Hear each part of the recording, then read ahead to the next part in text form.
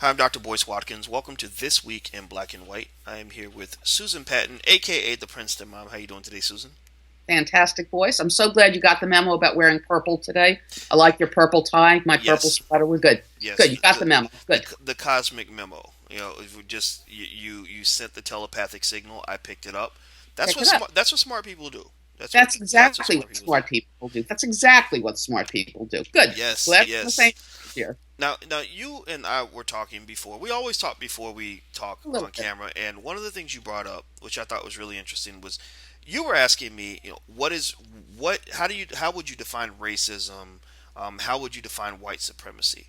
And so your concern, your confusion, was that you weren't really sure why or where the definition would come from, as well as why some people, some of our commenters, have accused you of being racist or being white Right. supremacist.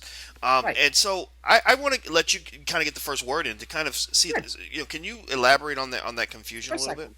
I can elaborate on most things, but okay. Let me elaborate. Elaborate on this.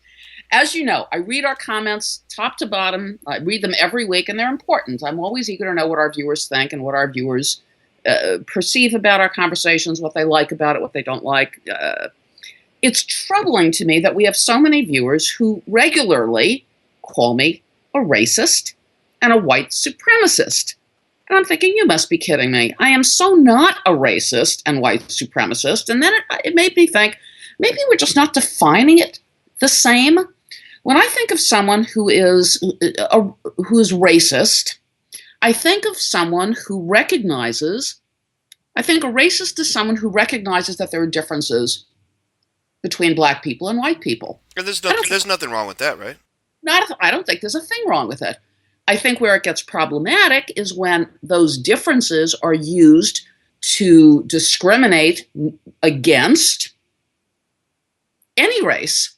I think racism is when you discriminate against people because of their color or some other unreasonable characteristic. I don't do that. If I say, and I do say, black and white people, we're not the same. We don't think the same. Our history is different. We come at things differently because of our collective experiences.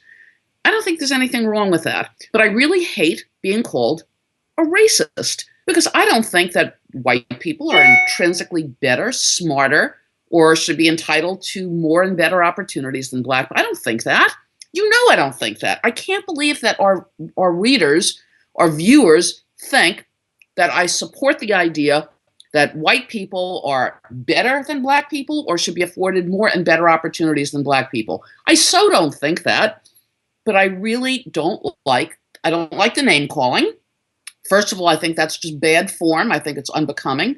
And two, it's such an inflammatory thing to say, "Oh, you're a racist." Yeah. "Oh, you're a white supremacist." No, I am not. I am neither of those things. So, tell me what I'm missing here, Dr. Boyce. What am I not understanding? My argument would be, first of all, I would have to give you credit for being well intended in the sense that you want to understand this. And you're willing to talk about this, and I keep reiterating that because there are a lot of people who won't even touch the issue, right? Right. Who won't even confront it, who will just blow it off and walk away. Um, what I will say is, racism. I would say racism and sexism as well. I remember, I think it was Thomas Jefferson who said, I don't know if he used the words racism and sexism, but he quoted something like this, where he said that racism and sexism are the serpents wrapped around the leg of the table on which the Declaration of Independence was signed. And I don't know if he said racism and sexism exactly. Maybe he referenced slavery, because there was always that issue with slavery, Right.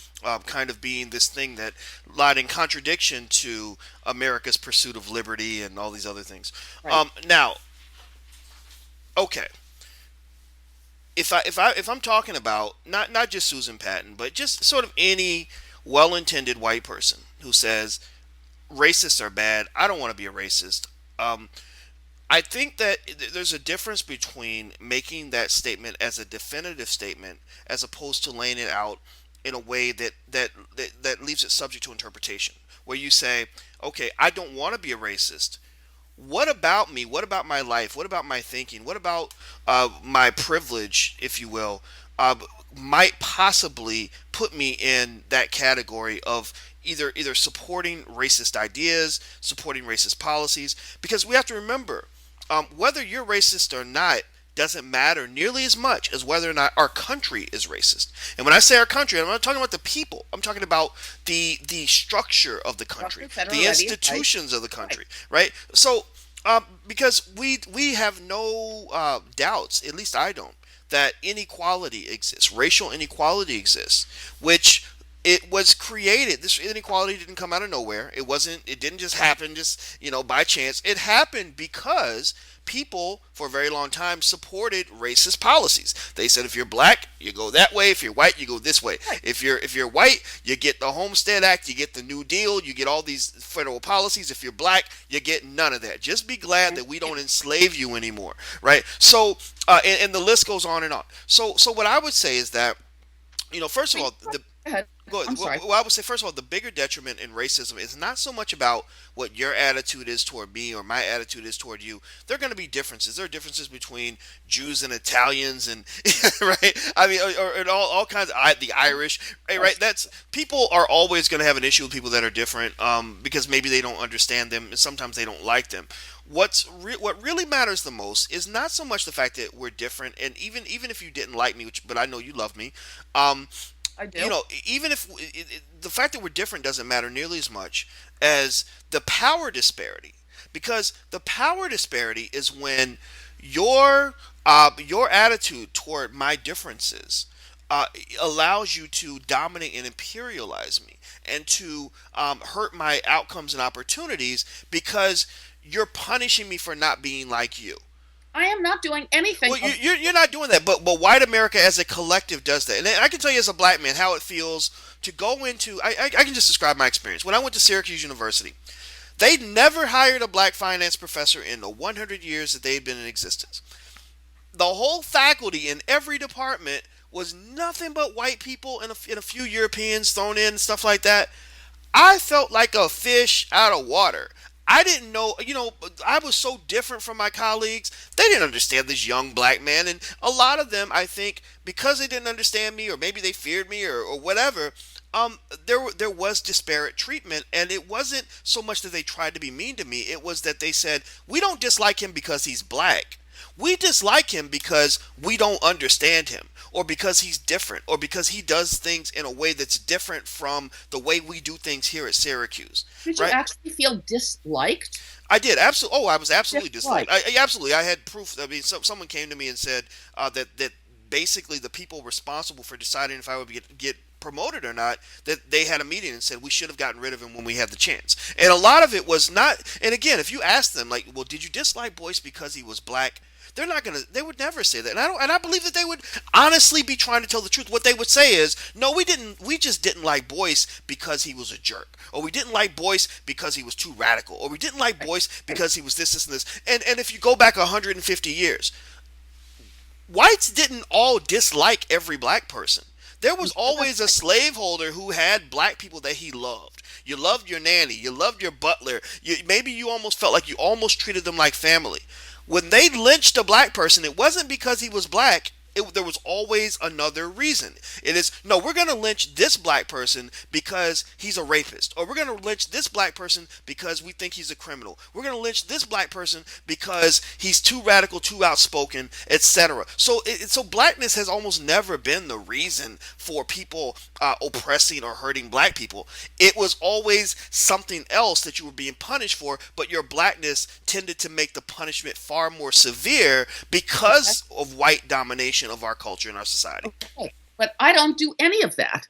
I am not harming black people. I'm not critical of black people. I don't do any of that, yet I'm being called a racist. You're, I'm you're, being you're not critical of black people? Now, you've been critical sometimes, right? critical of When we talk about prisons, but it's not critical. I think you're stating your opinion, right?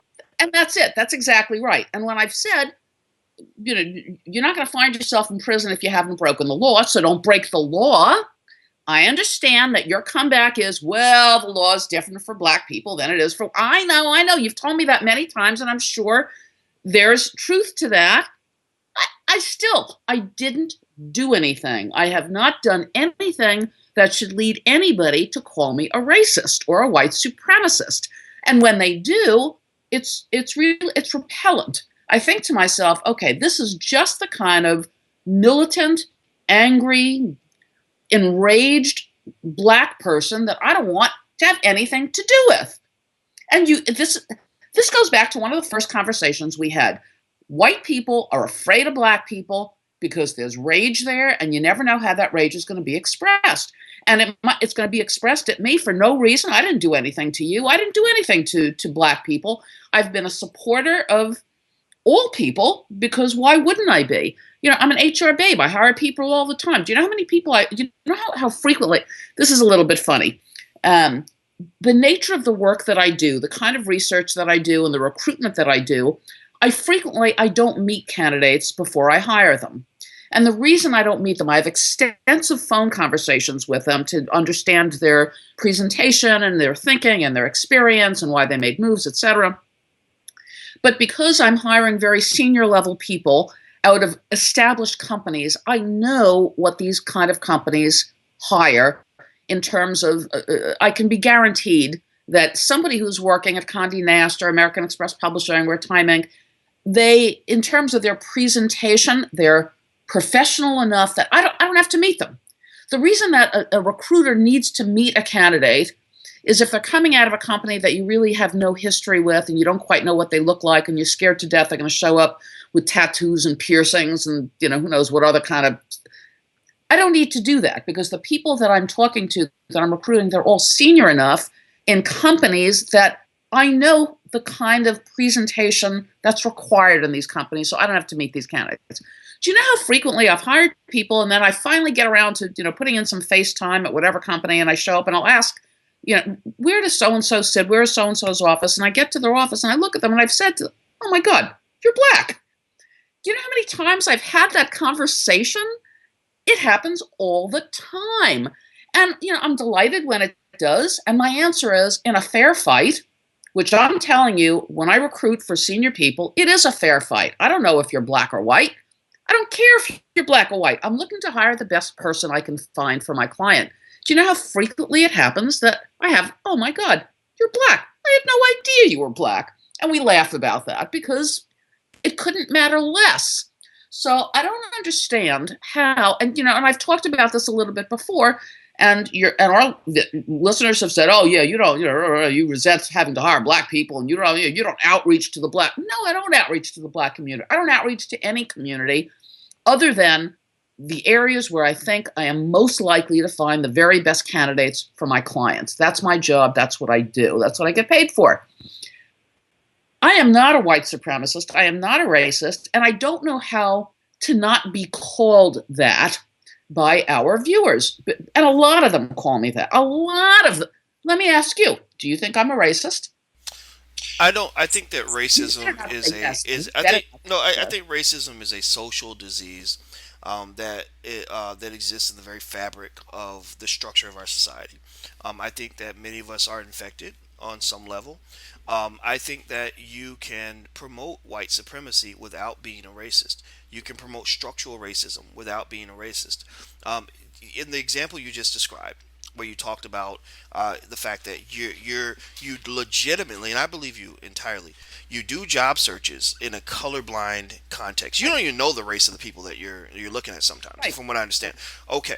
So what are that's you right, looking for? You're looking for people that are going to fit in a certain culture, right? right, Who are going, who you know are going to be able to not just do the job, but who are just going to fit, right? right. Well, what culture are they being asked to fit into? Is it a predominantly black culture or a white male dominated culture? Right? That's the question, right? So, who's more likely to fit into a white male dominated culture, even if you're evaluating resumes in a colorblind context? A white male, right? It's because it's so imagine the reverse. Imagine if the world's dominated by black men, and I know what black men like. I know how black men think. And you're not a black man. You're a white woman, and you're trying to fit. You're trying to get an opportunity in a black male dominated culture. Now you've studied as much as you could to try to give the appearance that you can really fit in and that you're going to be one of the brothers, but it's not natural for you. That's not who you are, right? So you send me your resume, and I've got your resume next to a black man's resume, and I don't know the race of either party. There's a good chance that his resume is going to be a better fit than your resume, because we'd be lying if we said that, corporate jobs, academic jobs, and all these other jobs, that it's a pure meritocracy. We know it's not. We know that the old boy system exists. We know that there is a culture that you have to fit into, and people will fire you because you just don't fit. You're not one of us. You're not like us. So what happens is, and this is something I just want you to think about. I'm not telling you that you're wrong. I just want you to think about this. Many African Americans, particularly those in corporate America, are very, very angry. Even the ones who are successful, even the ones where you get there and you say, "Oh my God, you're black," because they did such a good job of presenting themselves in a certain way. I Right. think many of them are very angry because there is a massive assimilation exercise that they've got to go through, where they feel sometimes they have to find a way to hide everything about themselves that's different. And so they can fit into this environment, where they're going to make white men feel comfortable. Like even the president said in one of his books, he said, "I learned a long time ago the importance of making white people feel comfortable," right? So it doesn't mean that those white people who control the environment are trying to be racist. They don't have to be racist. The racism was already done in the past to create the structure within which we live. The whites have most of the wealth because people 100 years ago had certain policies that excluded black people from certain opportunities. So you don't have to be a racist person to support some version of white supremacy. To me, white supremacy, to some extent, among many definitions, can come down to just the power differential. When I go and I work at IBM, I know the white guys are going to have a whole lot more control and a whole lot more power than the black guys. They have a supreme or a supremacist position that allows them to impose their values on black people. And so, Okay. Not so, only so what happens is, and then I'll say this, and I promise I'll shut up after this. that. Okay, so what happens then is that when you and I have a conversation, and you, as a good person that I know you are, and we say something like, I ask you something like, "Well, what do you think about reparations for slavery?" You're gonna, your answer is going to be, "No, reparations shouldn't be paid. Slavery is in the past. I treat everybody fairly, and that's what matters." Well, for me as a black person, I'm thinking, well, wait a minute. Your group has most of the power, and the reason you have most of the power is not just because you outworked everybody, but you kind of bent the rules a little bit. Not you, but people before you, they bent and broke a lot of rules. They stole a lot of property. Black people had their land stolen from them. They worked for 400 years for free, or 250 years for free, excuse me. And so as a black person, you're like, well, wait, what would have happened? What power would I have? What power would my collective have had we not given 200 or 300 years of free labor to people who were able to pass wealth to their children that they're still using today to dominate my life? That's I what understand. white supremacy feels like. Please. Okay. I totally understand what you're saying. And I'm sure if you go up to IBM, they're going to be the very successful white guys who have their own, lunch table that you're not going to be welcome at. But what if you go to American Express, where Ken Chenault is the president? Black man. Do you know Ken Chenault? Yes, don't forget that's one guy now. Don't forget that's one guy. We've got a black president too. A lot of Yeah, people think that because we've got a couple of successful black people that all of black America is doing well. That is not true. I understand that. Not all of America's, many segments within America are not doing well.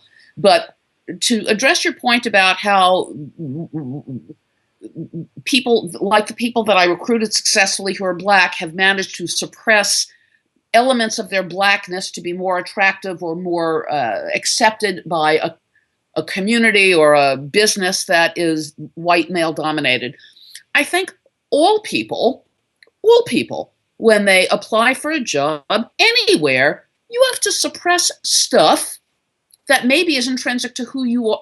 I have literally said to candidates, if I've been a little concerned, I have said to candidates, when you go on this interview, don't even think about wearing jeans. If you have if you have like a tattoo, you better wear long sleeves. If you have a nose ring, you better take it out because this is a conservative environment.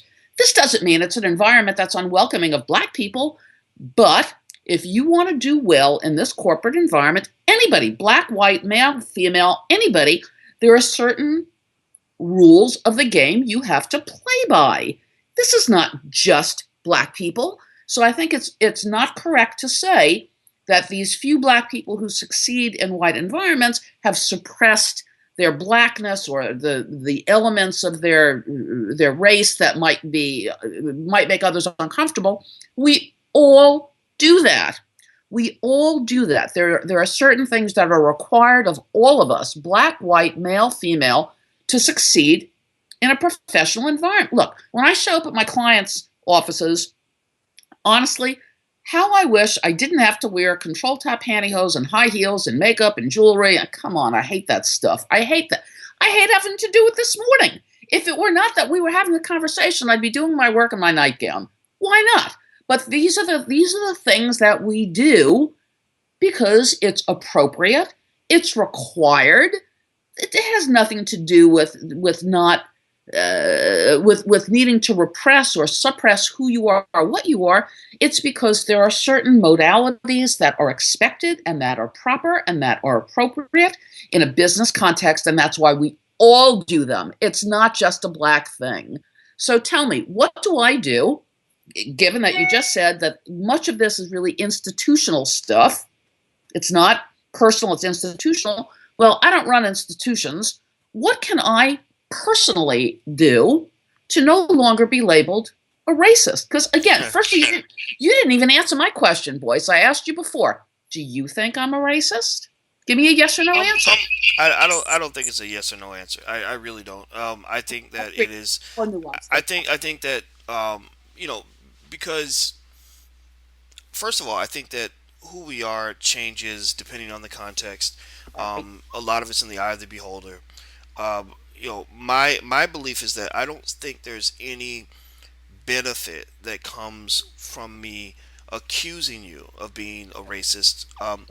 That's right. But at the same time, I think I don't You think want to I don't think. But sensitize me. You want to sensitize me to the issues that black people are dealing with and confronting. I get that. You want me to be more sensitive to it, and I am. I think I am, or I try to be. But go ahead. What else can I be doing to no longer be labeled this way by so many members of the black community?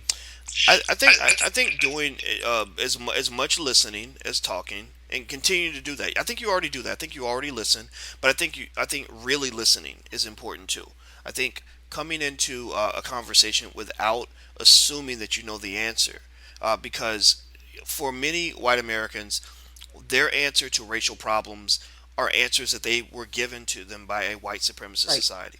Right. So what I will just say is that it's almost I almost compare it a little bit to the fact that if I were to go to the Middle East, I'd have a lot of people that would hate me because I'm an American.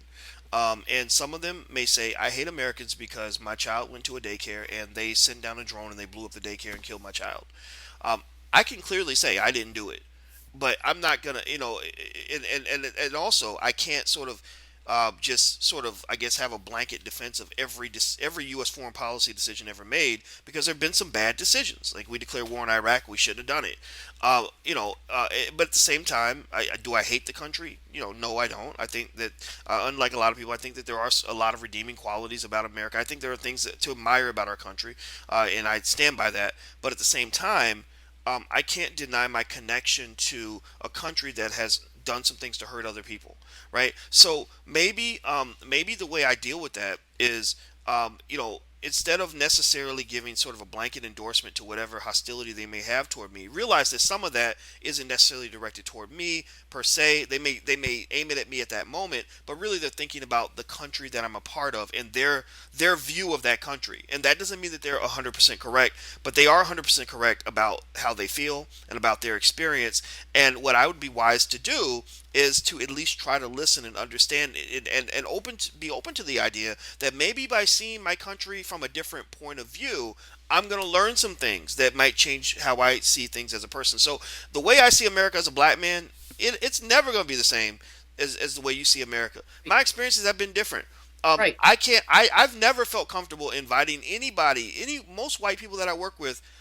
95% of them, I didn't feel comfortable bringing them to my house and having them around my family because I didn't want to be judged. right? I didn't want to sort of let the truth get out in terms of who we really are as people. I don't think that being black is the same as having to wear certain kind of pantyhose or certain, speaking corporate speak. It's so much deeper than that for a lot of us, to the point where, especially for black men, there are a lot of black men who feel that you're seen as a criminal just because you might do something that is otherwise harmless, something you might do that most black people know is perfectly harmless.